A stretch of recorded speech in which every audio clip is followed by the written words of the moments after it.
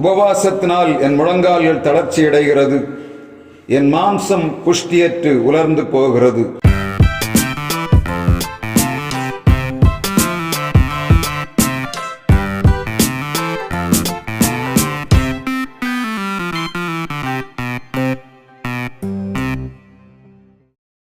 கூடி வந்திருக்கிற உங்களை நமது ஆண்டவரும் இரட்சகரும் வருகிறவருமாகிய இறைமேந்தன் இயேசு கிறிஸ்துவ நாமத்திலே வாழ்த்துகிறேன். இந்த நாள் உபவாச கூடுகையிலே ஒரு செய்தியை கொடுக்க வேண்டும் என்று சொல்லி ஆண்டவருடைய சமூகத்திலே காத்திருந்த போது கர்த்தர் கொடுத்த வார்த்தை சங்கீதம் 109 அதிகாரம் 24 வசனத்திலே சொல்லப்படுகிறது. சங்கீதம் 109:24 சொல்லுகிறது, உபவாசத்தினால் என் முழங்கால்கள் தளர்ச்சி அடைகிறது, என் மாம்சம் புஷ்டியற்று உலர்ந்து போகிறது. சங்கீதக்காரனாகிய தாவீது தன்னுடைய வாழ்வின் நிலைமைகளை அவன் சொல்லும் போது இங்கே சொல்லுகிறான், உபவாசத்தினால் என் முழங்கால்கள் தளர்ச்சி அடைகிறது, என் மாம்சம் புஷ்டியற்று உலர்ந்து போகிறது. இவன் யார்? ஆண்டவரால் தெரிந்து கொள்ளப்பட்ட ராஜா, அவருக்கு பிரியமானவன், ராஜாவாக அபிஷேகம் பண்ணப்பட்டவன். ஆனால் அவனுக்குள்ளே அவன் வாயிலிருந்து வருகிற வார்த்தை என்ன? உபவாசத்தினாலே என் முழங்கால்கள் தளர்ந்து போகிறது, உலர்ந்து போகிறது என்று சொல்லுகிறான். 30ஆம் வசனம் 31ஆம் வசனத்திலே ஆண்டவர் கொடுக்கிற ஆசீர்வாதத்தை அவன் அங்கே பறைசாற்றுகிறதை நாம் பார்க்க முடியும். வாசிக்கலாமா? 109ஆம் சங்கீதம் 30-31. கர்த்தரை நான் என் வாயினால் மிகவும் துதித்து அநேகர் நடுவிலே அவரை புகழ்வேன். ஆக்கினைக்குள்ளாக தீர்க்கிறவர்கள் என்று எளியனுடைய ஆத்மாவை ரட்சிக்கும்படி அவர் அவன் வலது பாரிசத்தில் நிற்பார். 24ஆம் வசனத்திற்கும் 30ஆம் வசனத்திற்கும் 31ஆம் வசனத்திற்கும் உள்ள வித்தியாசம் என்ன?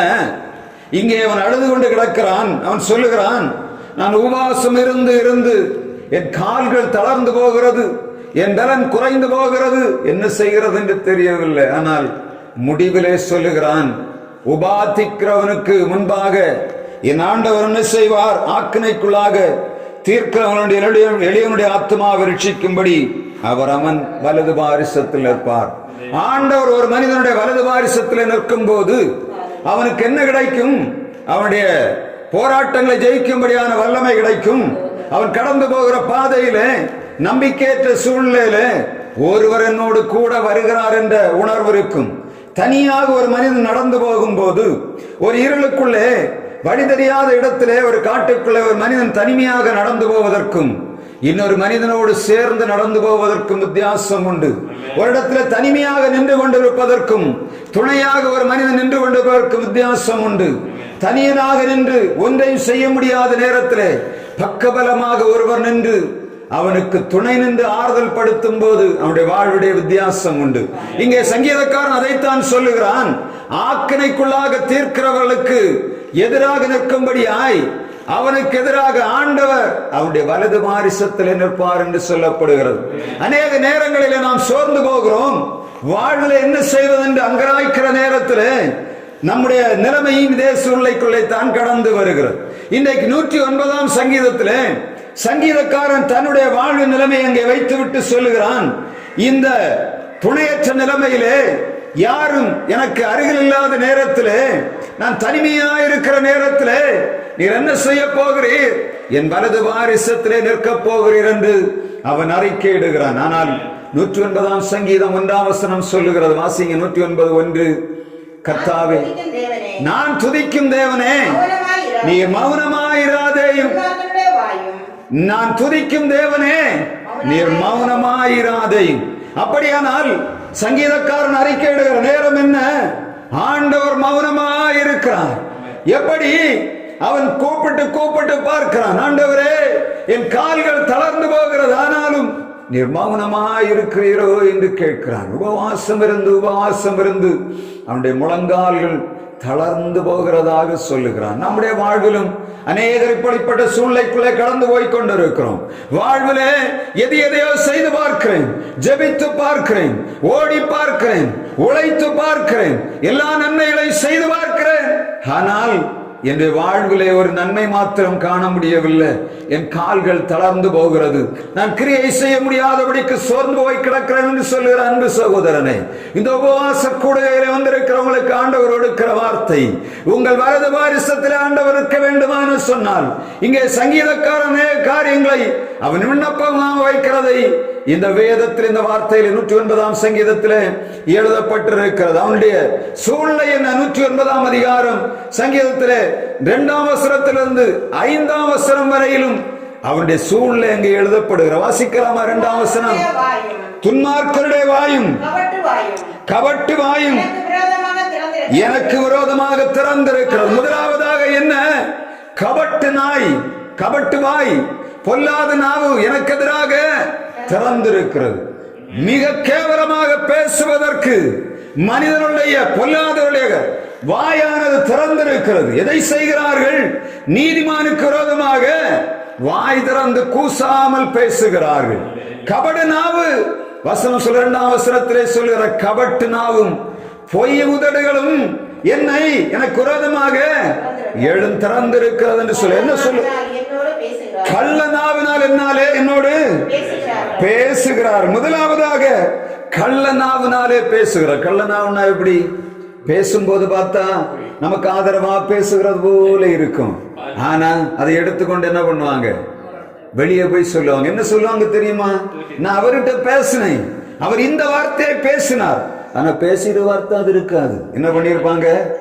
நம்மிடத்திலிருந்து வாங்கி இன்னொரு ஆட்டை கொண்டு போய் பொய்யாக திரித்து விட. நோக்கம் என்ன? உள்ளத்துக்குள்ள என்ன இருக்கும்? இவங்களை சாகடிக்கணும், கெடுக்கணும். அப்ப என்ன பண்ணணும்? அந்த வந்து தந்திரமான ஆலோசனைகளை எடுக்கிறார். 84ஆம் சங்கீதத்திலும் சங்கீதக்காரன் அதைத்தான் சொல்லுகிறான்.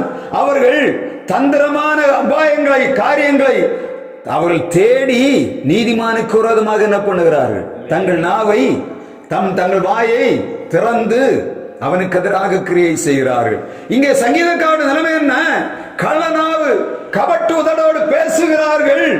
அந்த கள்ள நாவினால் என்ன பண்ணுகிறார்கள்?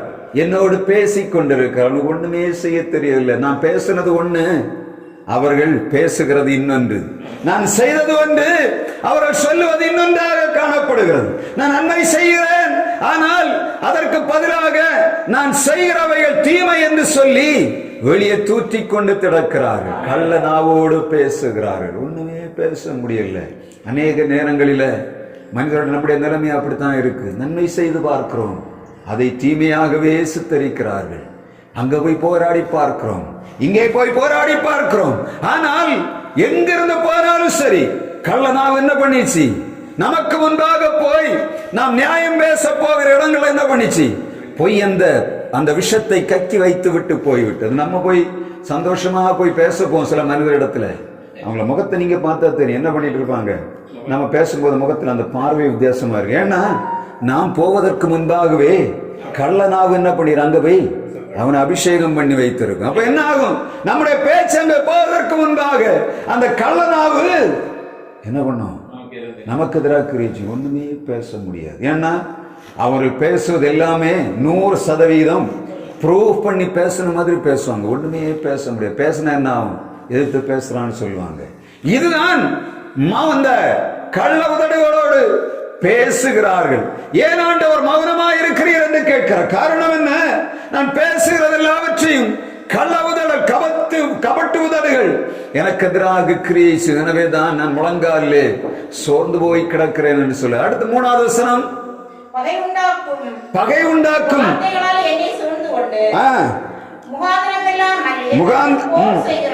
போர் செய்கிறார்கள். முகாந்திரம் இல்லாமல் போர் செய்கிறார்கள். சீமை என்று சொல்லக்கூடியவன் நம்ம அந்த தாவீதுடைய சூழ்நிலை பார்த்தீங்கன்னா தெரியும். சீமை அப்சலோமுக்கு பயந்து ஓடிக்கொண்டிருக்கிறான். சீமை வந்து சொல்லுகிறான், இரத்த பிரியனே, பேலியாளின் மகனே. எப்படி? அவன் யாருன்னே தெரியாது.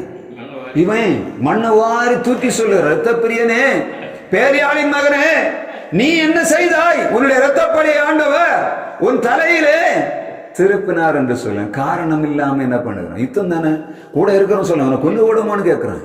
எவ்வளவு நேரம் வேணும் அவனை கொண்டு? அமைதியா இரு. தாவீது என்ன சொல்லுகிறான்? அவன் தூஷிக்கணும். ஆண்டவர் என்ன பண்ணியிருக்கிறார்? என்ன அவனை கையில் ஒப்பு கொடுத்து நீ ஒண்ணுமே செய்யாது என்று சொல்லுகிறான். காரணம் இல்லாமல் போர் செய்கிறார்கள். சவுலை அவன் பாதுகாக்கும்படியாய், இஸ்ரவேல் ஜனங்களை பாதுகாக்கும்படியாகத்தான் தாவீது கோலியாத்தோடு யுத்தம் பண்ணி ஜெயித்தான். அப்படிதானே? ஆனா இந்த தாவீதை கொலை பண்ணுவதற்கு சவுல் என்ன பண்ணிருக்கான்? எப்ப பார்த்தாலும் யுத்தத்தோடு போய்கொண்டான். அவனை கொண்டு போடணும்னு போராடி கொண்டிருக்கிறான். சங்கீதக்காரனாகிய தாவீது சொல்லுகிறான், ஒண்ணுமே செய்ய தெரியல ஆண்டவரே, நான் செய்த நன்மைக்கு பதிலாக எனக்கு விரோதமாக என்ன பண்ணுகிறார்கள்? எனக்கு விரோதமாக போர் செய்கிறார்கள், கள்ளனாவோடு பேசுகிறார்கள், போர் செய்கிறார்கள். அடுத்த வசனம், என் சிநேகத்துக்கு பதிலாக என்னை விரோதிக்கிறார்கள். முதலாவது கள்ளனாவில பேசுகிறாங்க, ரெண்டாவது போர் செய்கிறாங்க, இப்ப என்ன பண்ணுகிறாங்க? என்னை விரோதிக்கிறார்கள். நான் சிநேகிக்கிறேன், ஆனால் அவர்களோ என்னை விரோதிக்கிறார்கள். நானோ ஜெபம் பண்ணிக்கொண்டேன். சூழ்நிலை என்ன? என் கால்கள் முழங்கால்கள் தளர்ந்து போய் உபவாசத்தோடு இருக்கிறேன், நீர் மௌனமாயிருக்கிறீர். என்னுடைய சூழ்நிலை என்ன?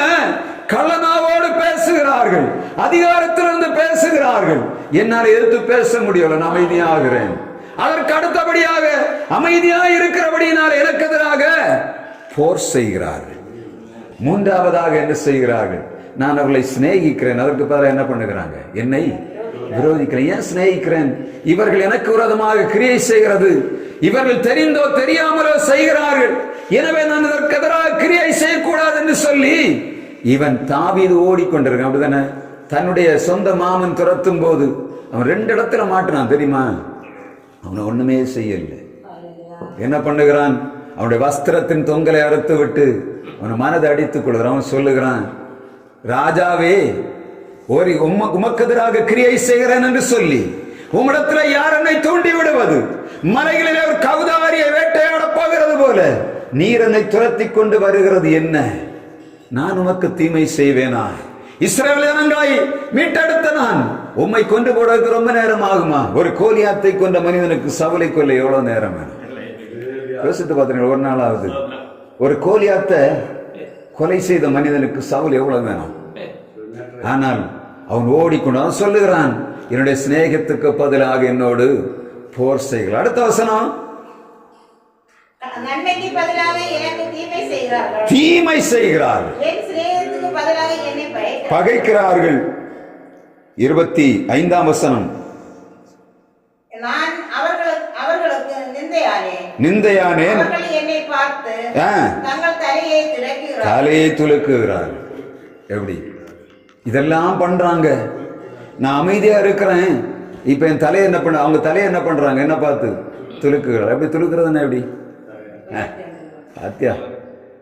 பாத்தியா அவன் நிலைமைய பாத்தியா? நான் அன்னைக்கே சொன்னேன், அவன் கேட்கல, எப்படியே போயிட்டு இருக்கேன். எப்படி பெரிய யோக்கியனா சொல்ல பாத்துங்க, தலையை துலுக்குறதானது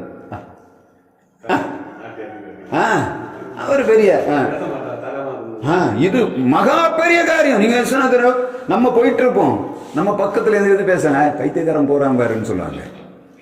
அன்னைக்கு நான் சொன்னேன், கேட்டானே அப்படின்னா தலையை துளிக்கிட்டு சொன்ன, பாத்தியா உனக்கு வேணும், உனக்கு இதுவும் வேணும், இதுக்கு அப்புறமும் வேணும், இப்படிதான் நீ போறீன்னா அவன நிலைமை எல்லாம் எப்படி? நீ இப்படிதான் தலையை துலுக்குகிறார்கள். ரொம்ப சாதாரணமான காரியம் இல்லை இது. இந்த மாதிரி சூழ்நிலை இருந்தா என்ன பண்ணுவோம்? நம்ம ஒரு வழி பார்க்காம விட மாட்டோம், ஒரு வழி அவனை பார்க்காம நம்ம விட போறதே இல்லை. ஆனா இங்க சொல்லுகிறான், ஆண்டவரே நீர் மௌனமாயிருக்கிறீர், நான் முழங்கால கடந்து என்ன பண்ணுகிறேன்? உபவாசத்தினால எனக்கு ஒண்ணுமே செய்ய தெரியல, நீரு என்ன கூட இருக்கிறா போகிறா என்று தெரியவில்லை. ஆனா இரண்டாவதாக இரு விண்ணப்பத்தை வைக்கிறான் பாத்தீங்கன்னா, முதலாவதாக மௌனமாயிராது முதல்ல சொல்லுகிறான், ஆண்டவரை நீர் மௌனமாயிராதேயும் என்று சொல்லுகிறான். இரண்டாவதாக 21ஆம் வசனம்,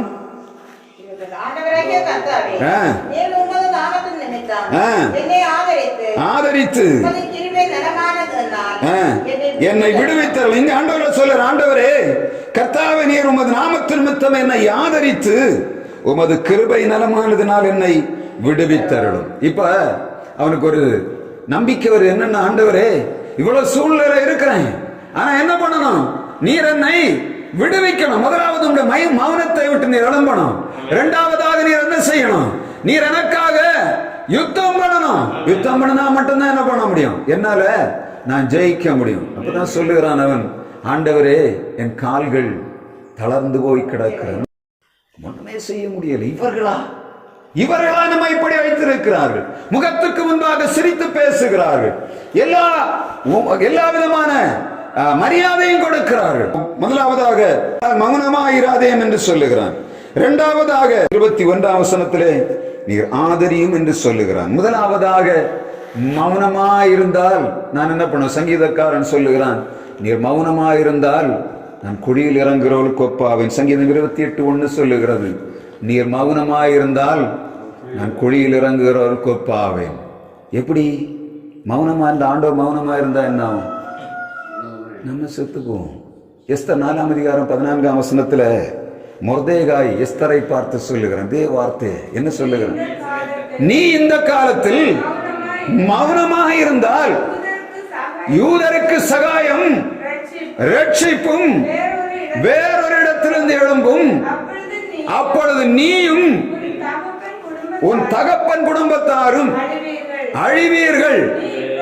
நீ இப்படிப்பட்ட காரியத்தை செய்வதற்கு உதவியாயிருக்கும்படி உனக்கு ராஜமேன்மை கிடைத்திருக்கலாமே என்று சொல்லுகிறான். அப்படிதானே? மௌனம் என்ன பண்ணும், அது ஒரு இனத்தை அழிக்கக்கூடிய சூழ்நிலை உருவாக்கி விட்டது. மொர்தேகாய் போகிறான், எஸ்தர் இடத்துல சொல்லுகிறான், எஸ்தர் இங்க ஒரு பெரிய ஒரு சதி நடக்கிறது, இதுக்கு எதிராக நீ கிரியை செய்யணும். அவன் கேட்கிறான், இதுவரையிலும் ராஜா என்ன கூப்பிடல, ராஜா கூப்பிடாவிட்டா என்ன பண்ணக்கூடாது, அங்கே போக கூடாது. ராஜா கூப்பிடாமல் போனால், அவன் பொற்சங்கோலை நீட்டாவிட்டால் அந்த மனுஷியானாலும் சாகணும். அதான் சட்டம். சொல்லுகிறான், அதெல்லாம் கவலை இல்லை, இனம் அழிய போகுது. நீ மௌனமாயிருந்தா என்ன பண்ணும், நீ உபவாசம் இருக்கா, நீ மௌனமாயிருந்தால் என்ன ஆகும், யூதருக்கு அழிவு வரும்போது நீயும் தப்பிக்கொள்ள மாட்டாய் என்று சொல்லுகிறார். கர்த்தர் மௌனமாயிருந்தா என்ன வரும், அழிவு வரும். சங்கீதக்காரனே சொல்லுகிறான், நீர் மௌனமாயிருந்தால் நான் குழியில் இறங்குகிறவர்களுக்கு ஒப்பாவேன். ஆண்டவரே நீர் மௌனமாயிராதே, எனக்காக நிறுத்தம் பண்ணும்படியாக இறங்கி வரும் என்று சொல்லுகிறான். சங்கீதக்காரனாகிய தாவீதுடைய விண்ணப்பம் இந்த 109ஆம் அதிகாரத்திலே வைக்கப்பட்டிருக்கிறதை நம் ஆதாரமாக வைத்து ஜெபிக்கணும். உபவாசம் என்று சொல்லுவது என்ன, நம்ம தொடர்ந்து உபவாச கூட அநேக காரியங்களை பார்த்து வருகிறோம். இந்த நாளே ஆண்டவர் நமக்கு கொடுக்கிற செய்தி என்ன, நம்முடைய உபவாச ஜெபத்திலே ஆண்டவரிடத்தில் முதலாவது சொல்ல வேண்டியது என்னத்தை, ஆண்டவரே நீர் மௌனமாயிராதே, என் குடும்பம் அழிய போகிறது, என்னுடைய சந்ததிகள் எல்லாம் இந்த காலத்தில் என்ன செய்வது என்று தெரியாதபடி அழிவுக்கு நேராக போய்கொண்டிருக்கிறது, எனக்கு ஒன்றுமே செய்ய தெரியவில்லை, அதிகாரங்கள் எல்லாம் இந்த அழிவுக்கு நேராக ஆயத்தமாக்கி கொண்டு போகிறது. தேசத்தை பார்த்தீங்கன்னா தெரியும், நம்ம கடந்து வந்த பாதையில நினைச்சு பார்த்தா இந்த காலத்து மாதிரி மோசமான ஒரு காலம் இதுவரை சரித்திரத்தில் இருந்ததே இல்லை. இவ்வளவு துணிகரமாக பாவம் செய்வது மாத்திரமல்ல, ரோமர் 1ஆம் அதிகாரம் 32ஆம் வசனத்தில் சொல்லப்பட்டது போல பாவம் செய்கிறது மாத்திரமல்ல, பாவம் செய்கிறவர்களுக்கு ஆதரவாக அநேகர் எழும்பி விட்டார்கள். தவறு செய்கிறவனுக்கு இவ்வளவு சப்போர்ட் இருக்குன்னா சாதாரணமான காரியம் இல்லை.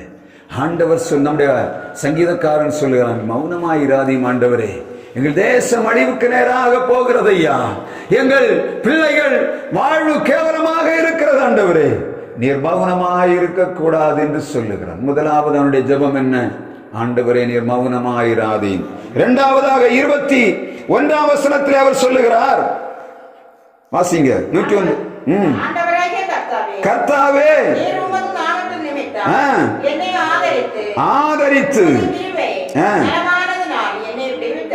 ஆதரித்து நீர் என்னை உம்முடைய நாமத்தின் நிமித்தம் என்னை ஆதரிக்கணும். அப்படிதானே?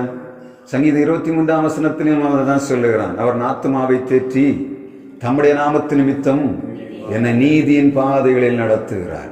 சங்கீதக்காரன் சொல்லுகிறான், அவர் என் ஆத்துமாவை தேற்றி தம்முடைய நாமத்தின் நிமித்தம் என்னை நீதியின் பாதைகளில் நடத்துகிறார். ஒண்ணு தெரியுமா, அவருடைய நாமத்தின் நிமித்தம் நம்மை நீதியின் பாதையில் நடத்தினா என்ன கிடைக்கும், நமக்கு ஆதரவு கிடைக்கும். நீங்க பாத்தீங்கன்னா யோசேப்பு இஸ்ரவேல் அங்க எகிப்து தேசத்திலே அதிபதியாக இருக்கிறான். அப்போ அதிபதியாக இருக்கும்போது ஆதியாகமம் 47 அதிகாரம் 17 வசனத்துல சொல்லுது, இவன் அந்த குடும்பங்களுக்கு சரியாக ஆகாரத்தை கொடுத்து ஆதரித்ததாக வேதம் சொல்லுகிறது. ஏன்னா பஞ்சத்தில் இஸ்ரவேல் ஜனங்கள் எகிப்தியர் மாட்டிக்கொண்டார்கள். என்ன பண்ணுவதென்று தெரியவில்லை. இப்பொழுது களஞ்சியங்களை திறந்து இவன் என்ன பண்ணுகிறான்? அந்த குடும்பங்களை ஆதரிக்கிறான். ஆதரிக்கிறதை கர்த்தருடைய வார்த்தை எதை கொடுத்து ஆதரித்தான்? தானியத்தை கொடுத்து அவளை ஆதரிக்கிறதை நாம் பார்க்க முடியும். 1 ராஜாக்கள் 2 அதிகாரம் 7 வசனத்திலும் அந்த வார்த்தை சொல்லப்படுகிறது. நீங்க 1 ராஜாக்கள் 2 அதிகாரம் 7 வசனத்தில் நீங்க பார்த்தீங்கன்னா தாவீது சொல்லுகிறான், பஸ்லாயின் குமாரருக்கு தயவு பண்ணுவாயாக, நான் இந்த தேசத்தை விட்டு வெளியே போகும்போது அவருடைய குமாரர்கள் பஸ்லாயின் குமாரர்கள் வந்து எனக்கு ஆதரவாயிருந்தார்கள் என்று சொல்லுகிறார். எதை கொடுத்தாங்க? அவனுக்கு தானியத்தையும் அவன் ஏற்றிக்கொண்டு போகக்கூடிய எல்லாத்தையும் அந்த காட்டில் என்ன பண்ண வனாந்தரத்திலே பஸ்லாயின் குமார் அவனை போஷித்ததை நாம் பார்க்கிறோம். அப்சலோமுக்கு பயந்து போடுகிறான். பஸ்லாய் அவன் தாவீதை ஆதரிக்கிறான். இதற்காக அந்த வனாந்தரத்திலே சாப்பாட்டுக்கு ஒண்ணே இருக்குமா என்று தெரியவில்லை. இவர்களை ஆதரிக்கும்படியாக தானியத்தையும் அவன் அந்த பஸ்லாய் கொண்டு போய் தாவீதை ஆதரிக்கிறதை கர்த்தருடைய வார்த்தை சொல்ல ஆதரிக்கிறது என்று சொன்ன என்னத்தை இவன் சொல்லுகிறான், ஆண்டவரே நான் குறைவுபட்டு கிடக்கிறேன். முதலாவது என்னத்த, என் எதிராளிகளினாலே நான் சோர்வுக்குள்ளாக கிடக்கிறேன், நீர் மௌனமாய் இருக்க கூடாது. இரண்டாவது, நான் குறைவுள்ளவனாயிருக்கிறேன், தானியம் அல்ல, நீர் என்னை ஆதரிக்க வேண்டும் என்று கேட்கிறேன். இரண்டாவது அப்படித்தானே நம்முடைய வாழ்வில் குறைவுகளை கிடக்கும் போது ஆண்டவருடைய சமூகத்திலே வருகிற நாம் 109 சங்கீதத்திலே சொல்லப்பட்டது போல நம் ஆண்டவரிடத்தில் விண்ணப்பம் பண்ணும் போதுதான் அந்த 30 வசனம் 31 வசனம் நம்முடைய வாழ்விலே அது நமக்கு பலிக்கிறதா இருக்கிறது. எப்பொழுது நாம் ஜெபித்தாலும் ஆண்டவருடைய வேத வசனத்தை பற்றி கொண்டு ஜெபிப்போம் என்று சொன்னா அதன் விளைவுகளை நாம் அனுபவிக்க முடியும். ஒரு வசனத்தை நாம் சொல்லி ஜெபிக்கும் போது வாக்குத்தத்தத்தை பற்றி கொண்டு நாம் ஜெபிக்கும். அதான் நாம் ஊக்கத்துடனே ஓர்முகமாக வாக்குத்தத்தத்தை பற்றி கொண்டு நோக்கத்தை எல்லாம் நேர்மையாக்கி கேட்கும்படி அருள் செய்யணும். ஒரு ஜெபம் பண்ணும்போது என்ன பண்ணுகிறோம்? ஆண்டவருடைய வாக்குத்தத்த வசனங்களை நாம் சொல்லி ஜெபிக்கும் போது ஆண்டவருக்கு நம்ம என்ன பண்ணுகிறோம்? அதை நினைப்பூட்டுகிறோம். ஆண்டவரே நீர் சொல்லி இருக்கிறீர், ஆண்டவரே உன்னை ஆசீர்வதிப்பேன் என்று சொன்னீர், எனவே நீர் ஆசீர்வதிக்கணும் என்று சொல்லி ஜெபிப்போம். ஏதோ இஸ்ரவேலுக்கு நோய் வந்தையும் உனக்கு வரப்பண்ணேன், நானே உன் பரிகாரியாய கர்த்தர் என்று சொன்னீரே, எனக்கு என்ன பண்ணணும்? ஆசீர்வதிக்கணும். சங்கீதக்காரன் சொல்லுகிறான், அவன் அக்கிரமங்களை எல்லாம் மன்னித்து நோய்களை எல்லாம் குணமாக்கி உன் பிராணனை அடைவுக்கு விலக்கி மீட்டு உன்னை கிருபையினாலும் இரக்கங்களினாலும் முடிசூட்டி நன்மையினாலும் வாயை திருப்தியாக்குகிறார். கழுகுக்கு சமானமாய் உன் வயது திரும்ப வாழ வயது போல ஆகிறது என்று சொல்லக்கூடிய அந்த வசனத்தை நம்ம சொல்லும் போது ஆண்டவட்டத்தில் என்ன சொல்லி கொடுக்கிறோம்? நீர் வாக்கு தத்துவத்துல உண்மை உள்ளவர் என்று சொல்லி இருக்கிறேன், என்ன பண்ணணும்? நிறைவேற்றணும். அப்படின்னா இன்றைக்கு உபவாச கூடுகிற வந்திருக்கிற நாம் இந்த சங்கீதக்காரனாகிய தாவீது தன்னுடைய இந்த சங்கீதத்தில் எழுதின அந்த காரியங்களை ஆண்டவருடைய சமூகத்தில் விண்ணப்பமாக வைப்போம் என்று சொன்ன இந்த நாளில் நாம் வந்திருக்கிற அந்த உதவியற்ற சூழ்நிலை, நெருக்கப்படுகிற சூழ்நிலை இருந்து ஆண்டவர் நம்முடைய பக்கத்திலே நின்று நமக்கு வலது வாரிசத்திலே நின்று நம்முடைய யுத்தங்களை நடத்தி நமக்கு ஜெயம் தருகிறவராயிருப்பார். முதலாவதாக மௌனமாயிராதேயும் என்று சொல்லுகிறார்.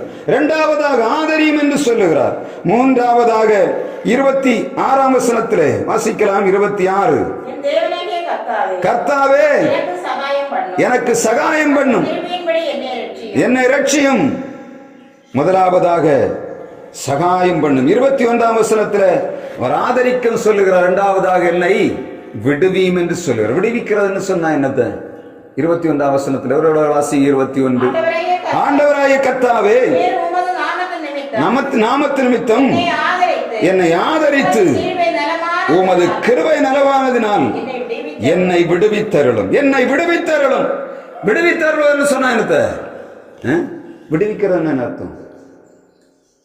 ஒரு ஆடு மாடு கட்டப்பட்டிருக்கு இல்ல, அந்த கட்டை அவிழ்த்து அதை விடுவிக்கிறது, அப்படிதானே? கட்டப்பட அது விடுவிக்கிறது வேற, ரட்சிப்பு வேற. விடுவிக்கிறது டெலிவரன்ஸ் என்று சொல்லப்படுகிறது, சால்வேஷன் ரட்சிப்பு என்று சொல்லப்படுகிறது. ஒரு மிருகமானது கட்டப்பட்டு கிடக்கும் போது அந்த கட்டை அவிழ்ப்பதுதான் விடுதலையாக்கி விடுகிறது. இங்கே சங்கீதக்காரன் நிலைமை என்ன? ஆண்டவரே என்னுடைய காரியங்கள் எப்படி கிடக்கு? கட்டப்பட்டு கிடக்கு, என்ன பண்றதுன்னே தெரியல. தன்னுடைய மனைவியாகிய மீகாளிடத்துல போகிறான். மீகாளிடத்துல போய் சொல்லுகிறான், உங்க அப்பா என்ன கொல்ல போகிறார். யோனத்தான்கிட்ட சொல்லுகிறான், உங்க அப்பா என்ன கொல்ல போகிறார். ரெண்டு பேரும் ஒண்ணுமே செய்தறியல. யோனத்தான் சவுலிடத்துல சொல்லுகிறான், நம்முடைய யுத்தங்களை எல்லாம் நடத்தினவன் அல்லவா. அவன் சொல்லுகிறான், இல்ல அவனுக்கு சாக மாட்டான் அப்படின்னு சொல்லுகிறான். நான் என்ன பண்ணுகிறேன், உள்ளத்துக்குள்ள வஞ்சத்தை வைத்திருக்கிறான். இப்ப மீகால்கிட்ட போறான். மீகால்கிட்ட போனோடனே தகப்பன் என்ன பண்ணி விடுறான், அங்க யாரும் வந்திருக்கிறான், பகைஞன் வந்திருக்கிறான். அவன் என்ன பண்ணணும், கொல்லணும். இங்க நாள் அனுப்பியாச்சு, என்ன பண்றதுன்னு தெரியல, நெருக்கம், விடுவிக்கப்படணும். என்ன பண்ணணும், அன்னைக்கு எவ பண்ணிருக்கான், அந்த மீக அவனை கொல்லவும் முடியும். அப்படித்தானே, பிடிச்சு விடுந்தா என்ன ஆயிரும், கொல்லணும். அவன் என்ன பண்ணனா, அழகா என்ன பண்ண, அவனை தூக்கி வெளியே விட்டு எஸ்கேப் பண்ணி விட்டான். விடுவிக்கிறதுன்னா அதுதான். சாவு பக்கத்துல வந்தாச்சு, கட்டப்பட்டு கிடக்குறான், ஒன்றும் தெரியாது. ஏன்னா அவன் எல்லைக்குள்ள இருக்கிறான். எந்த சவுல் எல்லா வழியிலையும் அவனை நெருக்கி அவனுடைய எல்லைக்குள்ள இருக்கும்போது இப்ப மறுபடிய வீட்லயே அவன் உட்கார்ந்துருக்கான். அப்ப என்ன பண்ணணும், அவனை கொல்லுவது மிக எளிது. மிக ஆண்டவர் வசனம் சொல்லுகிறது, ஆண்டவர் என்ன பண்ணுகிறார், அவனை விடுவித்து வெளியே கொண்டு வர. சங்கீதக்காரன் இங்கே சொல்லுகிறான், ஆண்டவரே நான் உபவாசத்தினாலே சோர்ந்து போய் கிடக்கிறேன், நீர் மௌனமாயிராதேயும், நீர் என்னை யாதரியும், எனக்கு உணவு தர வேண்டும். இங்க என்ன பண்ணணும், நான் சாகக்கூடாதபடி கட்டுக்குள்ள கிடக்கிறேன், என்ன பண்ணணும், விடுவிக்கணும். இதே காரியத்தை இன்னொருத்தன் நடந்து தெரியல. ஒரு பெரிய ஆள், நியாயாதிபதி ஒருத்தன் இருந்தான். யாரு, சிம்சோன். சிம்சோன் என்ன பண்ண,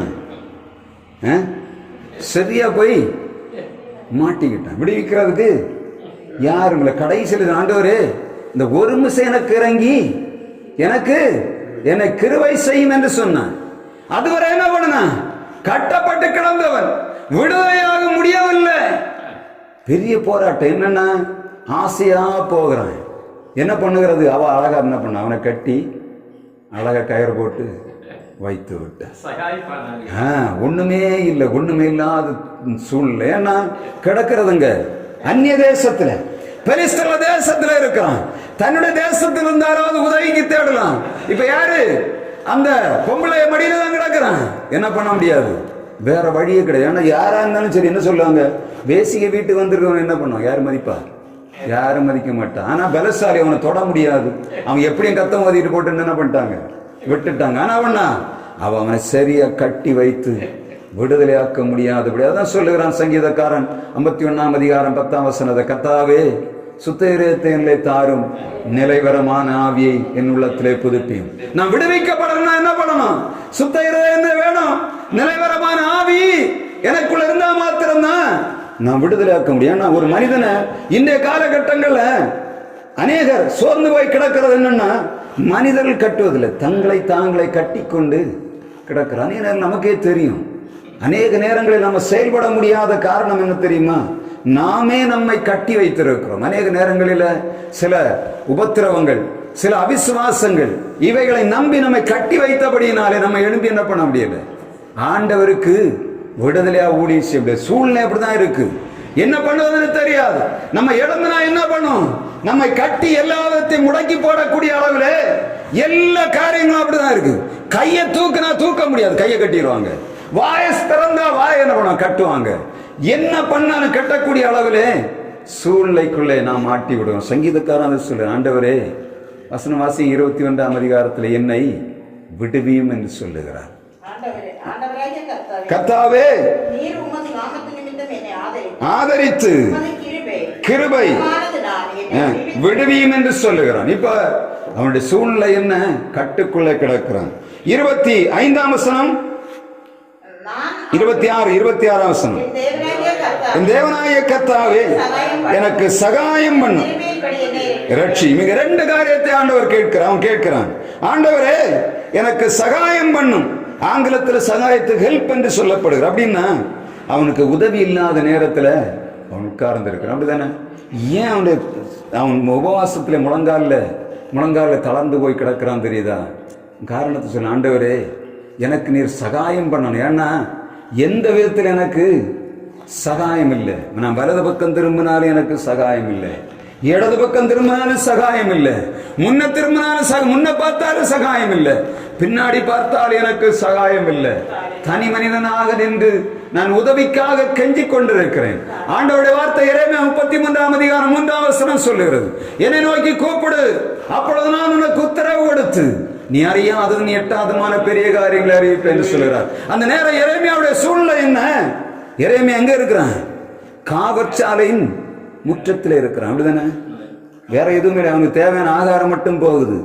காவற்சாலைக்குள்ள கட்டப்பட்டு கிடக்கிறான். இப்ப அவனுடைய கேள்வி என்ன? ஆண்டவரே, எனக்கு சகாயம் இல்லை ஆண்டவரே, உம்மை தவிர எந்த சகாயமும் இல்லை என்று அவன் கேட்கிறான். இந்த சூழ்நிலை தான் இந்த தாவீதுடைய வாழ்விலும் காணப்பட்ட. சகாயமே இல்லை. எங்க திரும்பினாலும் போராட்டம் நிறைந்த வாழ்விலே இந்த தாவீது இருக்கும்போது சொல்ல, ஆண்டவரே நீர் மௌனமாயிராதையும், நீர் என்னை ஆதரியும், நீர் என்னை விடுவியும், நீர் எனக்கு சகாயம் பண்ணும் என்று சொல்லுகிறான். காரணம் என்ன? அவனுடைய நிலைமை பரிதாபமா இருக்கு. உபவாச கூட என்ன சொன்ன என்ன? ஆண்டவரோடு இந்த தாவீது பண்ணின உபவாசத்திலே காணப்பட்ட அதே கேள்வி ஆண்டவரிடத்தில் கேட்கணும். ஆண்டவரே, இவ்வளவு காரியத்தையும் நீர் செய்ய வேண்டும் என்று சொல்ல. அடுத்தது அந்த 26ஆம் வசனத்தில் வாசிக்க. 26 திரும்ப வாசி. சகாயம் பண்ணும், கிருபையின்படி என்னை ரட்சியும். ரட்சியும் ரட்சிப்புனா என்ன சார்? நம்பிக்கையற்ற சூழ்நிலை. அப்படிதானே? இந்த இஸ்ரவேல் ஜனங்கள் எகிப்தின் அடிமைத்திலிருந்து விடுதலையாகி வருகிறார்கள். நம்ம நல்லா தெரியும், எகிப்தின் அடிமைத்திலிருந்து விடுதலையாகி வராங்க.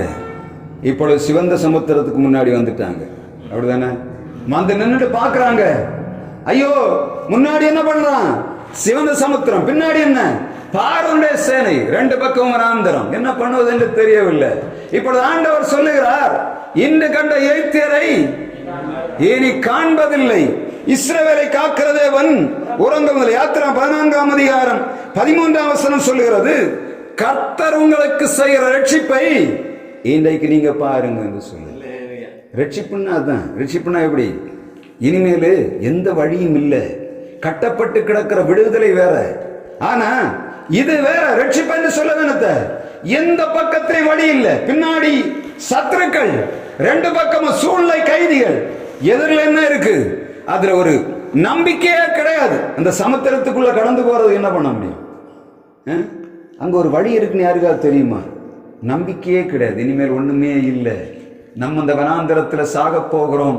இந்த எகிப்தியர்களாலே நாம் ரதங்களினாலே மிதிபட்டு சாக போகிறோம் என்ற சூழ்நிலையிலே ஆண்டவரை நோக்கி யாத்திரா 14ஆம் அதிகாரம் பயப்படாதிருங்கள், ரட்சிப்பை பாருங்கள். எகிப்தியரை என்றுமே காண்பதில் அதான் ரட்சிப்பு. நியாயாதிபதிகள் அந்த காலகட்டங்களை எழும்பும் போது வசனம் தெளிவாக சொல்லுகிறது, இஸ்ரவேல் ஜனங்கள் ஆண்டவருக்கு விரோதமாக திரும்பவும் பாவம் செய்தார்கள். எனவே ஆண்டவர் பெலிஸ்தருடைய கையிலே ஒப்புக் கொடுத்தார், அமெரிக்கர்களுடைய கையிலே ஒப்புக் கொடுத்தார், மீதியானியர்களுடைய கையிலே ஒப்புக் கொடுக்கிறார். ஒவ்வொரு மனிதனிடத்தில் ஒப்புக் கொடுக்கும் போது ஆண்டவர் சொல்லுகிறார், இஸ்ரவேல் ஜனங்கள் ஆண்டவரை விட்டு விட்டார். எனவே ஆண்டவர் என்ன பண்ணுகிறார்? ஒப்புக் கொடுக்கிறார். ஒப்புக் கொடுத்து விட்டு இரட்சகர்களாக என்ன பண்ணார்? நியாயாதிபதிகளை எழுப்பினார். இதுல ஒரு தான் யாரு? சிம்சோன், அபிமெலேக்கு, தோலா, யாவி, ரெப்தா, இவர்கள் எல்லாரும் எழும்பினார். இதற்காக இஸ்ரவேல் ஜனங்களை ரட்சிக்கும்படியாக எழும்பினார். நம்பிக்கையற்ற சூழ்நிலைகள். கிதியோனை பார்த்தீங்கன்னா தெரியும் உங்களுக்கு. எப்படி மீதியானியர் வருகிறார், அம்மோனியர், கிழக்கத்தி புத்தர் வருகிறார்கள். இவர் வெள்ளாண்மை எல்லாம் அடிச்சு எல்லாம் இருக்கிற நேரத்தில், அரப்பு நேரத்தில் வருவான். என்ன பண்ணிட்டுவானுங்க? எல்லாத்தையும் அள்ளிட்டு போயிடுவான். அவன் என்ன பண்ணுகிறான்? இப்ப கொஞ்சம் போல எடுத்துக்கொண்டு போய் என்ன பண்ணுகிறான்? கர்வாலி மரத்துக்குள்ள என்ன பண்ணுகிறான்? ஆலை ஆட்டி கொண்டு இருக்கிறான். இவர்களுக்கு பயந்து என்ன பண்ணுகிறான்? ஒரு மனுஷன் தனியா போய் தன்னுடைய கோதுமை ஆலையாட்டி கொண்டிருக்கிறான். இப்பொழுது ஆண்டவருடைய தூதன் வந்து சொல்லுகிறான், கிதியோனே, கர்த்தரனோடு இருக்கிறார். அவன் சொல்லுகிறான், கர்த்தரனோடு இருந்தால் இதெல்லாம் எப்படி நடக்கும்? ஆண்டவரிடத்துல சோதிச்சு பார்க்க. கடைசியில் அவன் போய் என்ன பண்ணான்? விடுதலை உருவாக்குனதா கர்த்தருடைய வேதம் சொல்லுகிற இஸ்ரவேல் ஜனங்களை ரட்சிக்கும்படியாக ஆண்டவரிடம். அதே சூழ்நிலை தான் இந்த தாவீதுடைய சூழ்நிலையாக காணப்பட்ட. அப்பதான் சொல்லுகிற, ஆண்டவரே நீர் என்னை ரட்சியும் என்று கேட்கிறான். ஆண்டவரை ரட்சிப்பு அவனுக்குள்ளே வருவதற்கு முன்பாக அவன் செய்த வேலை என்ன? அவனுடைய கால்கள் தளர்ந்து போய் உபவாசத்திலே விழுந்து கிடக்கிறான். கடைசியாக ஒரு வார்த்தையை வாசித்து நாம் நிறைவு செய்யலாம். கடைசியாக 27ஆம் வசனத்திலே ஒரு வார்த்தை சொல்ல வாசிக்கலாம். தேவரீர் இதை செய்தீர் என்றும் அவர்கள் அறிவார்களாக. இவன் சொல்லுகிறான் கடைசியாக, கர்த்தாவே நீர் இதை செய்தீர் என்று இவர்கள் அறியும்படியாக நீர் செய்யணும். அப்படிதானே? ஆண்டவர் இவனுக்கு மௌனமாயிராமல் யுத்தம் பண்ணினார், இவனை விடுவித்தார், இவனை ஆதரித்தார், இவனை ரட்சித்தார் என்று சொல்லி, இது என்ன கரம்? மனுஷன் செய்ததல்ல. நான் முழங்கால விழுந்து கிடக்கிறேன், ஆண்டவரின் விண்ணப்பத்தை கேட்டு அவரே செய்தார் என்று சொல்லி இந்த ஜனங்கள் அறிந்து கொள்ள வேண்டும் என்று சொல்லுகிறார். எப்படிப்பட்ட ஜெபம் பார்த்தீங்களா? நம்ம தோற்று போய் கிடக்கிற இடத்துல அவன் இவ்வளவு கஷ்டப்பட்டு, அநேகர் சொல்லுவதை கேட்டிருக்கேன், அவ்வளவு கஷ்டப்பட்டாங்க. என்ன பண்ணாங்க? ஆண்டவரை மாத்திரம் விடவில்லை. இப்ப ஆசீர்வாதமா இருக்கிறாங்க. இந்த வார்த்தை அநேகருடைய வாழ்க்கையில நான் கேள்விப்பட்டிருக்கிறேன். ஆரம்ப காலங்களில் சொல்லுவாங்க, சாப்பிட வழி இல்லை, எவ்வளவோ போராடினோம், வறுமை ஒரு பக்கம், சரீரத்தில் நோய் ஒரு பக்கம், எதிராளிகளுடைய சூழ்ச்சிகள் ஒரு பக்கம், எல்லா விதத்திலும் நெருக்கம், நாங்கள் எல்லாவற்றும் விழுந்து கிடந்த நேரத்தில் ஆண்டவர் எங்களை தூக்கி எடுத்த. நாங்கள் என்ன பண்ணல? ஆண்டவரை விடவில்லை. இந்த காலத்தில் முதல்ல மனுஷன் செய்கிறது என்னத்தை? சோதனை போராட்டங்கள் முதல்ல செய்கிறது ஆண்டவரை விட்டுட்டு ஓடிடுறாங்க. ஆண்டவரை விட்டு ஓடும் போது என்ன ஆகும்? ஆண்டவர் அவர்களை கைவிடுகிறான். சங்கீதக்காரன் சொல்லுகிறான், நீர்தான் இவைகளை செய்தீர் என்பதை இந்த உலகம் கண்டுகொள்ளும்படியாக நீர் செய்யணும். இதுக்கு மிக மிக முக்கியமான உதாரணத்தை நம்ம பார்த்தோம்னா, யோசுவா 2ஆம் அதிகாரம் 10ஆம் வசனத்திலே அந்த வசனம் சொல்ல வாசிக்கலாம். யோசுவா 2ஆம் அதிகாரம் 10ஆம் வசனம். யோசுவா 2:10. ராகாப் என்னும் வேசி அங்கே தேடி வந்த அந்த வேவுகாரர்களை ஒழித்து வைக்கிறாள். அவள் சொல்லுகிறாள், நீங்கள் சிவந்த சமுத்திரத்தை கடக்கும் போது, புறப்படும் போது கர்த்தர் உங்களுக்கு முன்பாக சிவந்த சமுத்திரத்தை, தண்ணீரை வற்றி போக பண்ணினதை, சங்காரம் பண்ணின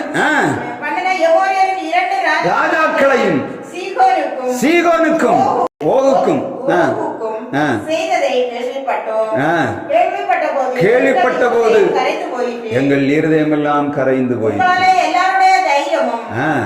அற்று போயிற்று. உயரவானத்திலும் கீழே பூமியிலும் தேவனானவர். நீங்க சேவிக்கிற ஆண்டவர் யார்? வானத்திலும் பூமியிலும் மகா சர்வ வல்லமை உள்ளவர். அவர்தான் இவைகளை செய்தார். நாங்க என்ன பண்ணிருக்கோம்? நம்ம என்ன நினைக்கிறோம்? யோசுவாவுடைய சரித்திரத்தை படிக்கும் போது எரிகோவிலே ராகாப் என்ற வேசி இந்த வேவுகாரர்களை ஒழித்து வைத்தார்கள் என்று தான் நம்ம பார்க்கிறோம். அப்படிதானே? ஆனா இங்க வருவதற்கு முன்பாகவே இந்த ஜனங்கள், அந்த இஸ்ரவேல் ஜனங்களை பார்த்து கொண்டிருக்கலாம். அப்படிதானே? நம்முடைய வாழ்வெல்லாம் உலகம் பார்த்துட்டு இருக்கு. இவர்கள் என்ன பண்ணுகிறார்கள்? ஆண்டவர்களை நடத்தி வருகிற பாதை எல்லாத்தையும் பார்க்கிறாங்க. இவர்கள் அதே உபத்திரவத்துக்குள்ள கிடந்தா நம்ம மாதிரி அவங்க ஜெயித்து வர முடியாது. இவர்கள் சொல்லுகிறார்கள், அந்த செங்கடலை பிளக்கும் போது எங்களுக்கு தெரிஞ்சது எவ்வளவு தூரம் இருந்திருக்கும். ஆனா நியூஸ் எப்படி பரவி இருக்கு? அங்க ஒரு பெரிய கூட்டம் வருது பாரு, செங்கடல் திறந்தது, ஜனங்கள் வந்தார்கள், எய்த்தல் அழிந்து போனார்கள். கேள்வி என்ன பண்ணுது? அங்கே புறப்பட்டு வரும்போதே கானான் தேசத்துல செய்தி எட்டி ஆச்சு. எப்படி இப்படி ஒரு கூட்டம் வர, அங்கதான் வராங்கன்னு தெரியாது, அதுவரை தெரியாது. வேவுகாரர் வந்து பார்க்க வரும்போதுதான் சொல்ற, அப்படியா நீங்க இங்கதான் வரப்போறீங்களா? எங்களுக்கு தெரியாது. ஆனா என்ன ஆகி போச்சு?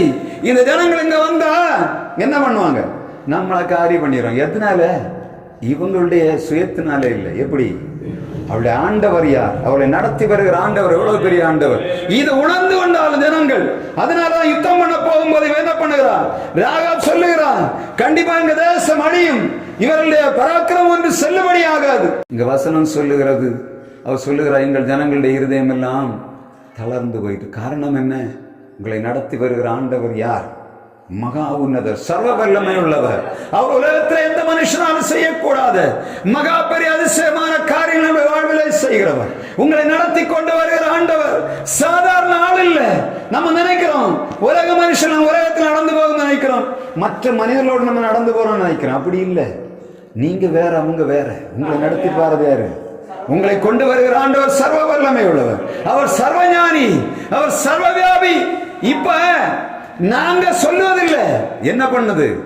அவன் சொல்லுகிறான், ஆண்டவரே நீர் இதை செய்தீர் என்று இந்த ஜனங்களுக்கு தெரிஞ்சிடணும்.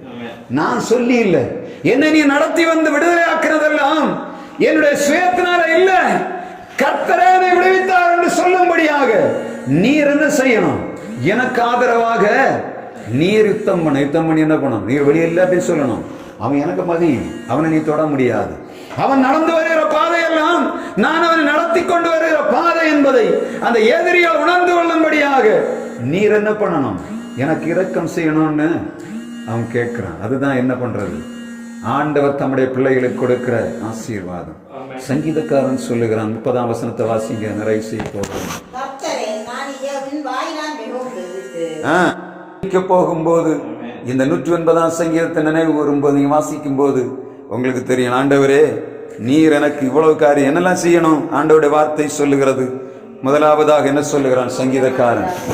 மௌனமாயிராதேயும். இரண்டாவதாக நீர் என்னை ஆதரியும் என்று சொல்லுகிறான். மூன்றாவதாக என்னை ரட்சியும் என்று சொல்லுகிறான். நான்காவதாக என்னை விடுவியும் என்று சொல்லுகிறான். அடுத்தது உம்முடைய தயவை நீர் என் மேல் வைத்து இந்த ஜனங்கள் மேல் நீர் என்னை நடத்தி கொண்டு வருகிறீர் என்ற உணர்வை நீர் தர வேண்டும் என்று கேட்கிறான். நம்முடைய உபவாச கூடுகைகளிலே இது இருக்குதா?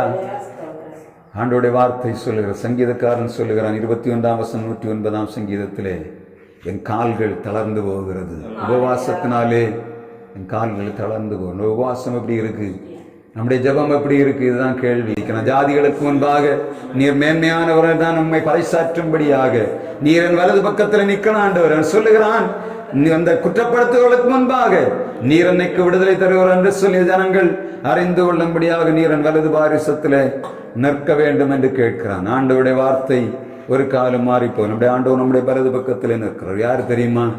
நம்மை விடுவிக்கிறவர் மாத்திரமல்ல, நம்மை நடத்தி வருகிற மகா பெரிய வல்லமையுள்ள தேவன் என்பதை உணர்ந்து தொடர்ந்து அவருக்குள்ளே நாம் களி கூறுவோம். கர்த்தர் தொடர்ந்து இந்த உபவாச கூடுதலை உங்களோடு நடத்துவாராக.